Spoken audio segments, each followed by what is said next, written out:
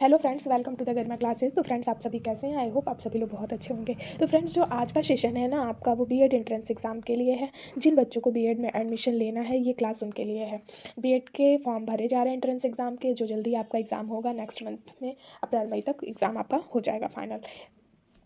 तो उसके लिए जो जो बच्चे भी इसकी प्रिपरेशन कर रहे हैं, वो लगे हुए हैं बीएड के लिए, तो वो उनके लिए क्लास है। इसमें आज के जो सेशन है हम लोग का बीएड एंट्रेंस एग्जाम का, वो उसमें हम लोग करंट अफेयर, आज के सेशन में करंट अफेयर और हिंदी के इंपॉर्टेंट क्वेश्चन को देखेंगे। तो इसमें आपका करंट अफेयर आता है, तो करंट अफेयर आपका 2023 चल रहा है, तो 2022 वाले में चीज़ों में से पूछी जाएंगी। और हिंदी का हम कुछ प्रीवियस ईयर के क्वेश्चन को करेंगे।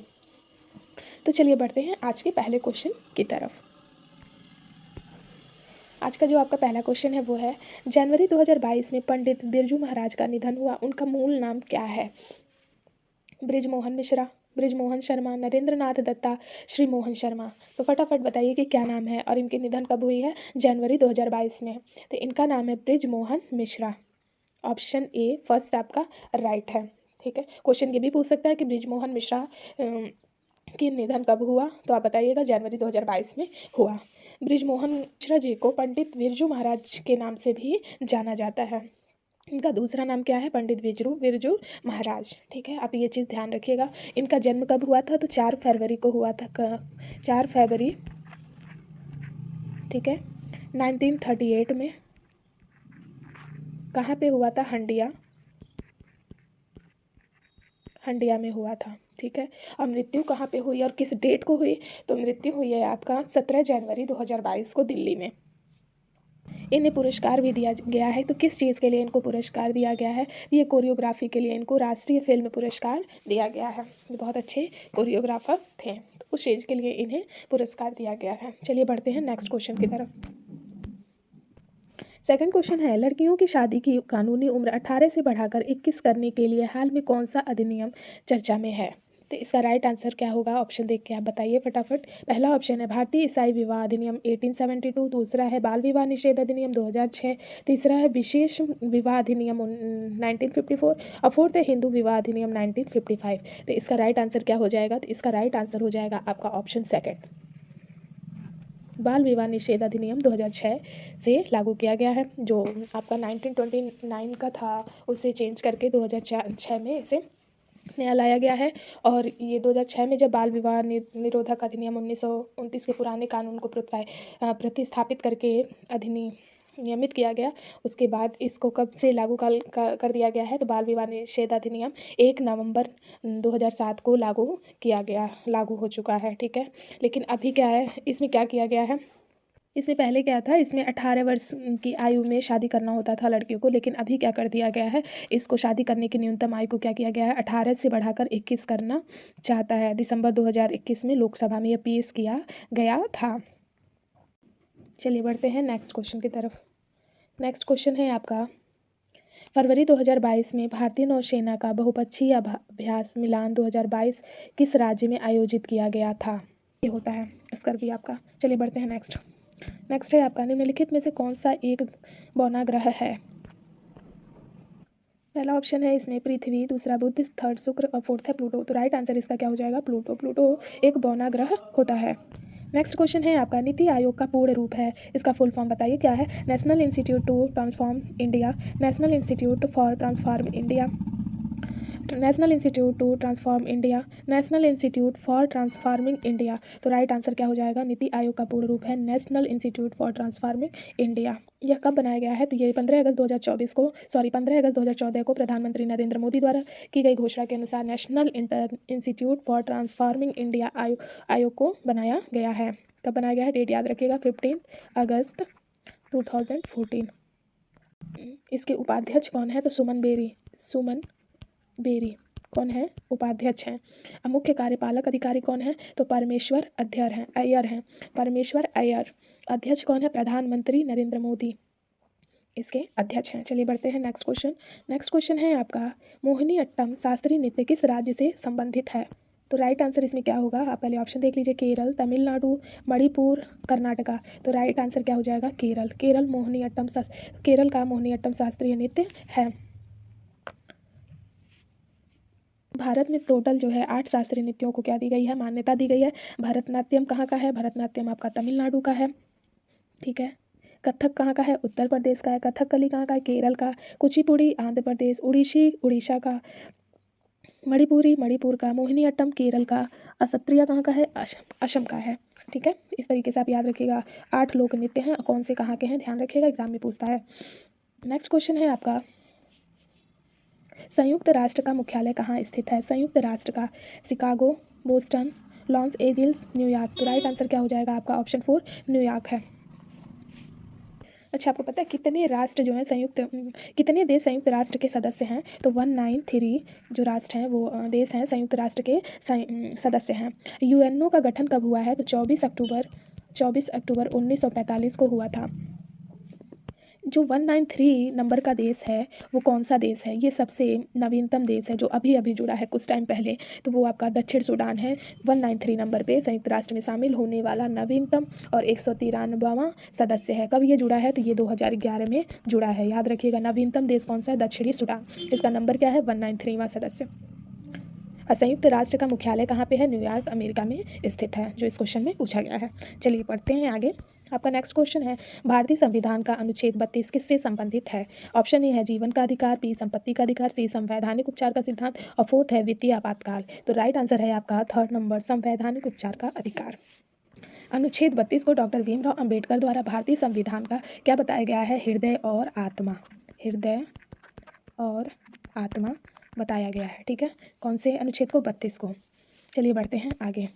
नेक्स्ट क्वेश्चन है, सांची का स्तूप किस शासक ने बनवाया था? पहला ऑप्शन है बिंबिसार, सेकंड अशोक, थर्ड पुष्यमित्र और फोर्थ है हर्षवर्धन। तो राइट आंसर क्या हो जाएगा? अशोक ने बनवाया था। क्या बनवाया था? सांची का स्तूप बौद्ध परिषद में बनवाया हुआ है। यह मध्य प्रदेश के रायसेन जिले में स्थित है। ठीक है, यह भारत की सबसे पुरानी पत्थरों की संरचना माना जाता है। यह यूनेस्को की विश्व धरोहर स्थल भी है। सांची का जो स्तूप के रूपांकन जो हुआ है, पहला ऑप्शन है कर्नाटक, आंध्र प्रदेश, तमिलनाडु, गुजरात। तो राइट आंसर इसका क्या हो जाएगा? आंध्र प्रदेश। ऑप्शन नंबर 2 आपका क्या है? राइट है। तो ये 2022 में कब कौन से डेट पे कौन से डेट पे आरंभ किया गया है? तो 25 फरवरी 2022 से आंध्र प्रदेश के विशाखापट्टनम में आयोजित किया गया था। और इसमें कितने देश भाग लिए थे? तो इसमें 40 से अधिक देशों ने भाग लिया था, ध्यान रखिएगा। चलिए आगे बढ़ते हैं। नेक्स्ट क्वेश्चन है आपका, 2024 के ग्रीष्मकालीन ओलंपिक खेलों की मेजबानी किस शहर में होनी है? 2024 की पूछा है। ठीक है, ध्यान रखिएगा। पहला ऑप्शन है पेरिस, दूसरा टोक्यो, तीसरा लॉस एंजल्स और चौथा है बीजिंग। तो राइट आंसर कौन सा हो जाएगा आपका? राइट आंसर फर्स्ट है पेरिस। यह 2024 के ग्रीष्मकालीन ओलंपिक एक आगामी अंतर्राष्ट्रीय बहुखेल आयोजन है जो 26 जुलाई से कब तक चलेगा? 11 अगस्त तक होगा। और कहाँ पे होगा? पेरिस में, फ्रांस में होने वाला है। पेरिस फ्रांस में होने वाला है। चलिए बढ़ते हैं नेक्स्ट क्वेश्चन की तरफ। नेक्स्ट क्वेश्चन है, इसरो का 2022 का पहला प्रेक्षण मिशन निम्नलिखित में से किस प्रेक्षण द्वारा यान किया गया था? पहला ऑप्शन है PSLV-C15, PSLV-C51, थर्ड है PSLV-C52 और फोर्थ है PLSV-C55। तो राइट आंसर आपका क्या हो जाएगा? PSLV-C52। थर्ड ऑप्शन आपका क्या है? राइट है। यह जो है हाल में ही भारतीय अंतरिक्ष अनुसंधान संगठन का 2022 का पहला प्रेक्षण किया गया। मिशन क्या था इसमें? मिशन था PSLV-C52 का क्या था? पृथ्वी अवलोकन उपग्रह। पृथ्वी अवलोकन उपग्रह जो EOS-04 को कक्षा में रखने के लिए डिज़ाइन किया गया था। चलिए बढ़ते हैं आगे। नेक्स्ट क्वेश्चन है, अंतर्राष्ट्रीय खुशहाल दिवस 2022 का विषय क्या है? तो ऑप्शन ए फर्स्ट है आपका happier together, happiness for all forever, 10 steps to happiness, build back happier. तो राइट आंसर क्या हो जाएगा आपका? ऑप्शन 4 बिल्ड बैक हैप्पियर इसका राइट आंसर होगा। इसको करने का क्या मतलब क्या है? तो लोगों के दैनिक जीवन में खुशी के महत्व को उजागर करने के लिए ये हर साल जो है प्रतिवर्ष 20 मार्च को अंतर्राष्ट्रीय खुशी दिवस मनाया जाता है। 2022 का जो विषय था इसका वो था बिल्ड बैक हैप्पियर, जो इसमें ऑप्शन आपका राइट है। हर साल इसका कुछ जो थीम होती है वो चेंज होती है। तो 2022 का क्या था? Build back happier. ध्यान रखिएगा, ये करंट अफेयर है, आपके एग्जाम में पूछे जा सकते हैं। अंतर्राष्ट्रीय खुशहाल दिवस 2022 का विषय, वही क्वेश्चन आपका रिपीट हो गया यहाँ पे। नेक्स्ट क्वेश्चन बढ़ते हैं। नेक्स्ट क्वेश्चन है, वर्ल्ड हैप्पीनेस रिपोर्ट 2022 के अनुसार किस देश को दुनिया का सबसे दुखी देश का दर्जा दिया गया है? ऑप्शन ए है अफगानिस्तान, दूसरा है Zimbabwe, third Ukraine, fourth Rwanda. तो राइट आंसर आपका क्या हो जाएगा? Option first Afghanistan. अफगानिस्तान को लगातार दूसरे वर्ष 2.523 के आंकड़े के साथ दुनिया का सबसे दुखी देश घोषित किया गया है। याद रखिएगा, ये लगातार दूसरी बार है जो इसको दुनिया का दूसरी बार क्या किया गया है? दुखी देश घोषित किया गया है। अच्छा, दुनिया का सबसे खुशहाल देश के रूप में माना जाता है किसे? दुखी देश अगर अफगानिस्तान है तो सुखी देश कौन सा है बताइए? तो सुखी देश आपका है फिनलैंड। फिनलैंड ये 5वीं बार लगातार इसको 5वीं बार घोषित किया गया है कि ये खुशी वाला देश है। खुशी